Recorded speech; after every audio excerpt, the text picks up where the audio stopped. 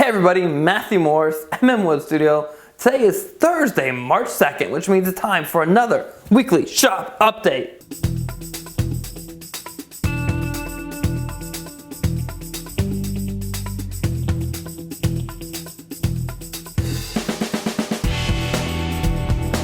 Woo! Alright, we're here in the shop and it's been an interesting week. Let me step back 1 second. Dovetails, they're beautiful, they're awesome. I can cut them.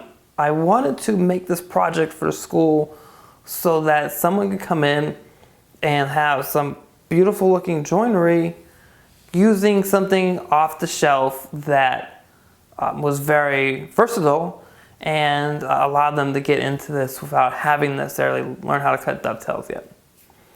And that was my thought process. So I went with the Ankara iBox jig and I did some test cuts and I got that set up to work. It was on test cuts and I decided to go full force. So I cut the pins for the vertical sides and I did it so it'd be centered, which means that the parts themselves have pins on the very edges.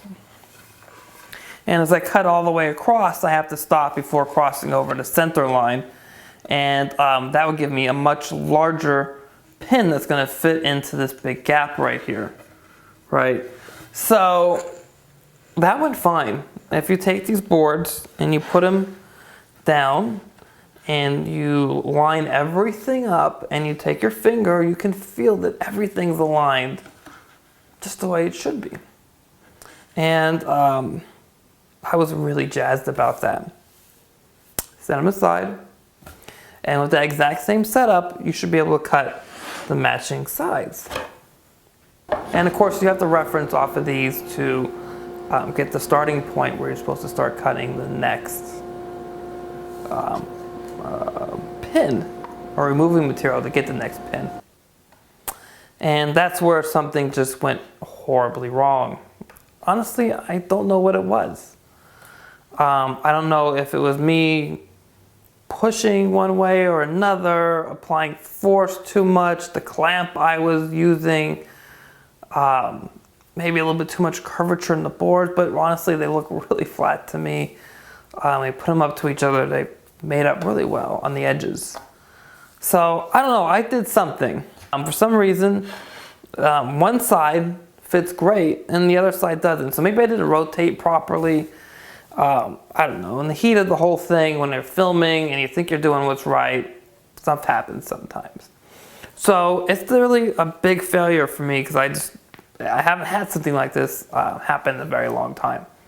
So I kind of stayed away from the shop for a few days, a week, because I was very mad at myself. And I wasn't sure what to do. So these parts will still get a second life by becoming other parts inside the cabinet. I was really hoping to use some material up here on the top. I've got some 6/4 walnut for that, but lo and behold, it just won't get used, and I'll use this most likely instead for those extra parts. So I looked at the rack here, and I've got a lot of walnut. The problem here is getting something that's got the right amount of width, and these do, and I need a certain amount of width, and so I got some 10/4 down here.